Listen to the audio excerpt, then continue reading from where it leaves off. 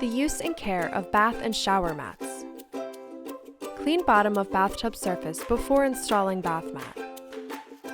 Rinse bath mat in lightly wet bottom of bathtub.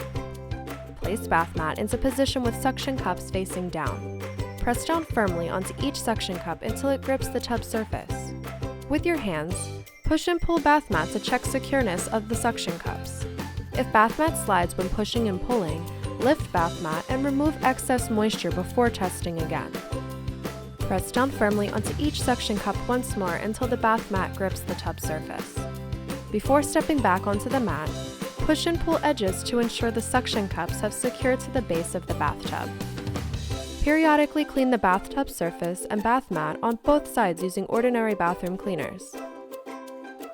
After each use, detach the bath mat from the tub surface, rinse both sides thoroughly, and hang or set aside to dry.